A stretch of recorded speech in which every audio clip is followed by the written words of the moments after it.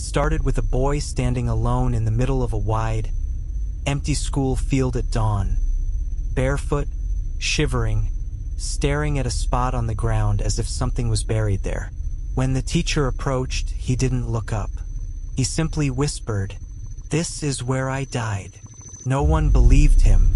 No one wanted to.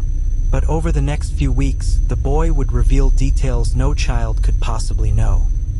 Details that pointed to a murder the town had quietly forgotten, and a killer who had never been caught. In the quiet town of Millgate, on the outskirts of Washington State, 9-year-old Aaron Lyell was known as a quiet child, the type who kept to himself, spoke softly, and often seemed lost in thought. He wasn't disruptive. He wasn't strange, just distant. But in the fall of 2007, teachers began to notice a change.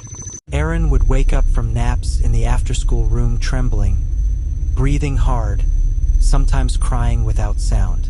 When asked what was wrong, he would stare at his hands as if they didn't belong to him, and say he remembered something he shouldn't. At first, everyone assumed it was trauma, stress, or imagination, until the dreams began.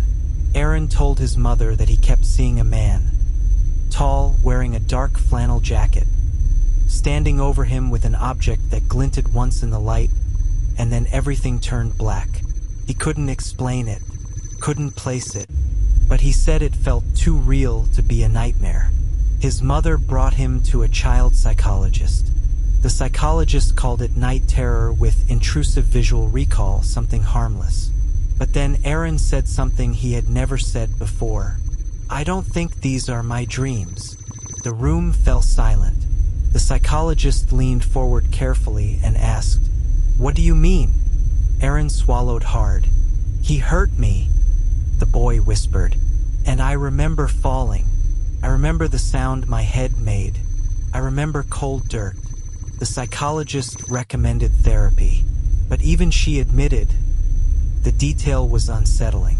2 weeks later, during morning recess, Aaron walked away from the other children and crossed the soccer field alone.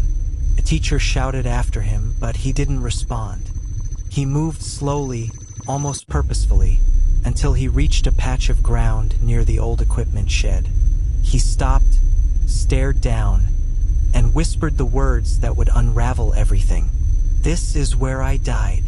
Staff rushed to him, confused, alarmed, but Aaron was calm. Too calm. He began describing a different name, Evan, a different age, 14, and a fight behind the shed with someone he once trusted. The principal called the authorities that same afternoon, not because they believed him, but because Aaron had described a teen who went missing in Millgate 5 years earlier, a quiet boy named Evan Caldwell, a case that was filed, then forgotten. The police returned with questions, and for the first time they spoke to Aaron directly. Detective Rowan Ward later said that interviewing Aaron felt like talking to someone twice his age. Aaron told them the missing boy, Evan, had been lured behind the equipment shed by someone who accused him of stealing money. He described the argument, the shouting, the moment the man swung something heavy, a metal flashlight. He described the pain in chilling detail, and then he said something that made Detective Ward's skin crawl. "He dragged me. I could feel the gravel on my back." The police knew none of this. The file on Evan Caldwell had been thin, a runaway case without evidence of foul play. But the detail about the gravel? That was new, and too specific. Ward ordered a search. On a cold morning in November, officers used ground-penetrating scanners behind the shed. The readings came back inconsistent, a patch of disturbed soil beneath the surface. They dug. 6 hours later, they found a partial skeleton consistent with a teenage boy. The skull showed a circular fracture, blunt force trauma, exactly where Aaron had said the blow landed. The town went silent. Parents pulled their children from school. Reporters descended on Millgate, and the question everyone asked was the same. How did a 9-year-old know where the body was? Aaron didn't celebrate. He didn't smile.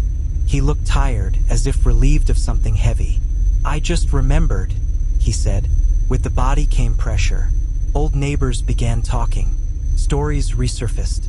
A name returned, Keith Drayton, a former school groundskeeper who worked at Millgate during the time of Evan's disappearance.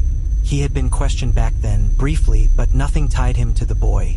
Now everything did. Police brought him in.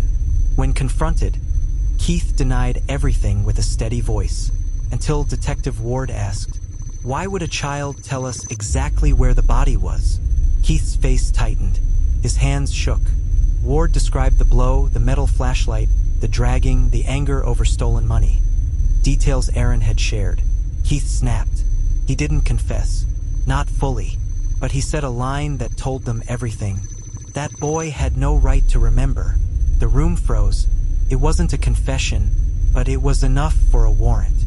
Keith was arrested 2 days later. The most chilling moment came when investigators searched Keith's old storage unit. Inside a rusted toolbox, they found a heavy metal flashlight with traces of what lab reports later identified as blood consistent with Evan Caldwell. But there was another detail, something no one had expected. On the underside of the flashlight, scratched faintly into the metal, were the initials EC, something only the victim could have known. When they showed Aaron a photograph of it, he didn't react with fear. He just nodded quietly, as if recognizing an old memory. Some said it was intuition. Some said it was chance. Others whispered about memories that survive in the human mind long after the body is gone. But one truth remained. A boy who had never met Evan Caldwell, who wasn't even alive when Evan disappeared, led investigators to a buried body, an old weapon, and a killer who thought he'd gotten away. So the question isn't how Aaron knew. It's why he was the one who remembered.